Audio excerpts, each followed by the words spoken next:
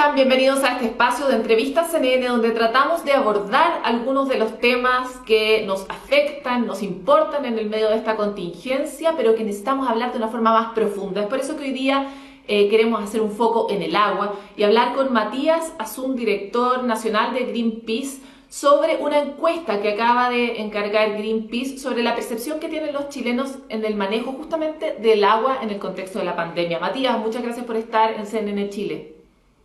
Contrario, a ustedes por invitarme a hablar de este tema tan importante como es el agua. Matías, ya hemos abordado ampliamente el asunto del agua desde la perspectiva de la escasez, desde el cambio climático, desde el calentamiento global, desde la desertificación, pero hemos hablado poco de este nuevo ribete que adquiere la relevancia del recurso del agua, que es la importancia que tiene para luchar contra la pandemia. Por lo tanto, quisiéramos saber cuál es esta sensación general que tienen los chilenos en esta encuesta llamada Chilenos en Crisis Hídrica, un asunto de prioridad nacional. Cuéntanos un poco. Bueno, justamente junto con la consultora Offerwise hicimos una encuesta a nivel nacional para tratar de tener justamente una temperatura de cómo la gente estaba evaluando la respuesta del gobierno frente a la evidente falta de agua de algunas comunidades. Y la respuesta, la verdad, fue bastante abrumadora, ¿no? La nota que le colocan al gobierno es bastante baja, ¿no? El 92% de las personas establece que proveer de agua a los chilenos que están sin acceso a ella debiera ser una prioridad en materia de política pública. El mismo porcentaje, el 92% de la población, considera que tener agua es fundamental para prevenir la expansión del coronavirus. Por lo tanto, no solo es un derecho de esas personas, sino derechamente es operar de manera responsable para prevenir que haya más casos y que por lo tanto los sistemas de salud colapsen, que las curvas se aplanen. Es fundamental entonces contar con derecho al agua. Y el 90%, o sea, apenas un poquito menos que lo anterior, 9 de cada 10 personas señalan que la falta de agua es justamente el resultado de la desigualdad social. Por lo tanto, la lectura que hay sobre la cuestión... Matías, perdona que te interrumpa, pero varios de estos datos de alguna manera los manejábamos antes. Ya hemos venido hablando del problema del agua, del problema de acceso, de cómo replica una vez más este esquema muy desigual que existe en nuestro país. Pero algo que yo no he escuchado todavía y por eso te lo pregunto, ¿existe alguna relación entre niveles de contagio o capacidad de expansión de la pandemia y acceso al agua? ¿Ustedes han accedido a algún tipo de dato de ese tipo en Chile o en el mundo? En general lo que ocurre es un fenómeno de asintonía de curvas en el resto del planeta, ¿no?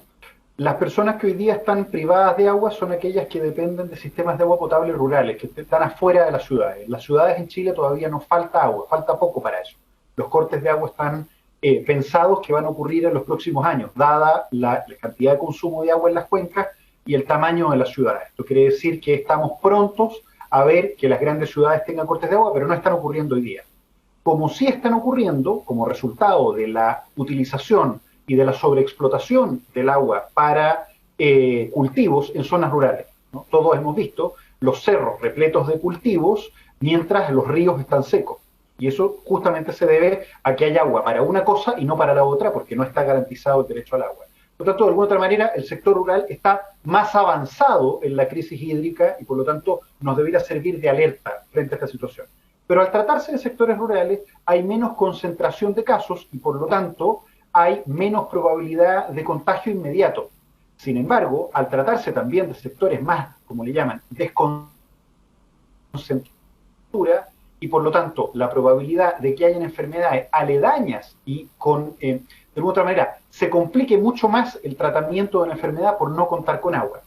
Hoy la concentración de casos las estamos viendo en grandes núcleos urbanos, pero cuando eso llegue y se distribuya por todo el territorio, va a ser muchísimo más grave y estamos todavía expectantes. Por eso es que todavía sigue siendo relevante evitar que hayan contagios en zonas en donde hay menos contacto entre personas porque viven en sectores rurales. Por lo mismo es fundamental todavía dar una respuesta frente a de hecho, ya se pueden ver las tasas de letalidad en zonas que tienen poco acceso no solo al agua, sino a los servicios sanitarios, ¿verdad? Y el problema es que la concentración de las oportunidades no solo tiene que ver con el agua, sino también con el acceso a los servicios y a otros derechos básicos.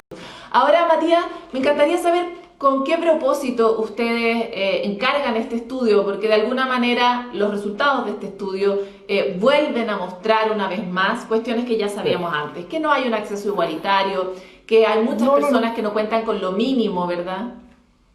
Es que no se sabía, porque de alguna otra manera lo que este estudio está revelando son dos cosas. La primera, que hay una enorme población en este país, que hay la gran mayoría del país, entiende que el problema hídrico es justamente un problema de desigualdad. Y por lo tanto, como nos han hecho creer y como nos han dicho, es un problema de que no llueve. Todos vimos que en junio llovió, pero en julio ya no llovió. Volvimos de nuevo a la situación de sequía. Volvimos a tener, en julio, además en junio llovió, pero no llovió tanto. Por tanto, en términos prácticos, el problema, que es lo que está constatando este estudio, es que la historia de que el problema que tenemos en Chile, que nos ha dicho el ministro de Agricultura y que ha llorado la carta del gobierno, es que no hay agua. Cuando la realidad es que aparentemente es mucha más la población que sabe que solo el 2% está distribuido para consumo humano y que el otro resto se distribuye entre ecosistemas y sobre todo entre consumos industriales.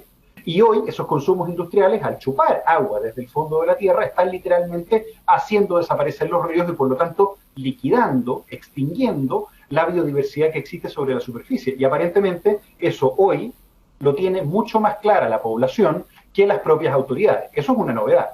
Ya nos aparecía en la encuesta nacional de la Mesa del Agua que el 99% de las personas establecía que el agua debía estar priorizada. Pero la novedad es que muchas de estas personas están asociando el problema de agua a la desigualdad, no solo a la falta de lluvia. Y por lo tanto, en realidad, hay menos precipitación, el cambio climático es un problema, pero tiene un efecto de lupa sobre la desigualdad inherente de que hay algunos dueños del agua y otros que no. Y este estudio además nos viene a reflejar que el 89% de las personas pone una mala nota al gobierno en términos de seguridad hídrica. Por lo tanto, que las personas entienden que las primeras prioridades son alimentación, trabajo y seguridad, pero inmediatamente empiezan las necesidades de salud. Y en esas, la respuesta del gobierno debe ser responsable respecto de su mandato de garantizar dignidad y vida justa. Ahora, Matías, ustedes, habiendo visto tan de cerca el problema, ustedes trabajan mucho con las comunidades y también con los ecosistemas. ¿De qué manera ven ustedes que se puede abordar? Porque una cosa es establecer por ley un acceso de las personas al agua, pero eso no resuelve la forma en la que se administra el agua. ¿Cómo ven qué tipo de políticas, qué tipo de focos, de incentivos debiéramos estar poniendo en Chile? Evidentemente uno no puede subsidiar nubes, ¿no? Lo que tenemos que hacer es, no se puede, no hay a dónde ir a pedir que llueva más, ¿no? Lo que tenemos que hacer, evidentemente, es adaptarnos frente al cambio climático. Por lo mismo, las medidas deben partir, yo diría, por dos grandes aristas. La primera debe ser la protección de las fuentes de agua, de las montañas, de la nieve, de los humedales en montañas y de los glaciares, que mantienen disponible el agua en nuestras cuencas. Eso como principio básico, principio rector. Y ahí no hemos visto demasiados avances.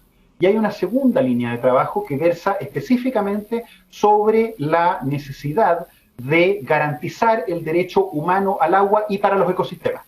Y esta cuestión es fundamental, porque hoy, después de revisar los casos, y los grandes medios lo han cubierto, inclusive ustedes también evidentemente han mencionado los distintos casos judicializados sobre consumo hídrico y problemas asociados a la gestión de agua. Y los casos han sido todos enfáticos en señalar que el gran problema que estamos teniendo en Chile es justamente que el agua no es un derecho, que no está garantizado para las personas. Y por lo tanto que no existe institución pública que hoy día pueda garantizar, salvo el gobierno, la distribución de agua suficiente y en condiciones seguras para las personas. Esa situación hoy resulta fundamental para que efectivamente podamos hacerle frente a la crisis de coronavirus, pero además a lo que viene después, que es un escenario de cambio climático todavía más fuerte y con mayor impacto sobre el territorio nacional.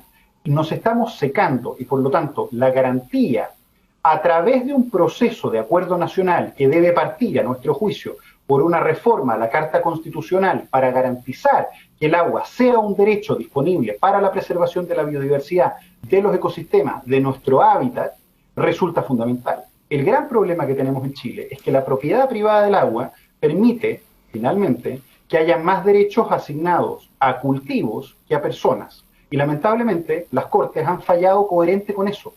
Por lo tanto, al día de hoy, todavía hay gente en Chile que recibe agua para sus necesidades que se terminan a las 6:30 de la mañana, a las 7:30 de la mañana, dependiendo de la zona en la que viven.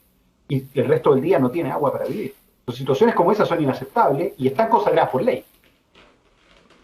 Matías, nos quedan 40 segundos. Quisiera avanzar sobre un punto que mencionas, que es cómo mantener el derecho al agua de los ecosistemas. ¿Cómo se materializa eso? ¿De qué manera uno protege el derecho al agua de los mismos ecosistemas? Justamente, ese aspecto resulta fundamental. Lo que necesitamos es establecer ecosistemas prioritarios de conservación.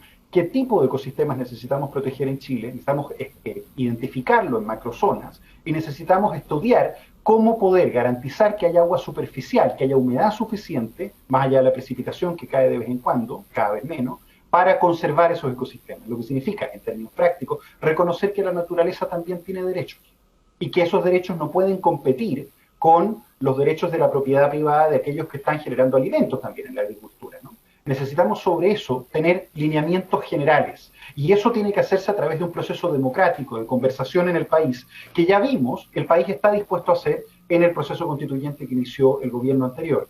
Todo el gran acuerdo nacional del proceso constituyente anterior fue sobre los derechos de la naturaleza y eso es justamente lo que debiera quedar plasmado, que no hayan entonces ecosistemas frágiles, fundamentales para la preservación de nuestros modos de vida, que estén amenazados por las actividades industriales y las actividades privadas, y los emprendimientos privados. Matías Azun, director nacional de Greenpeace, te quiero agradecer por este contacto con CNN Chile. Por favor.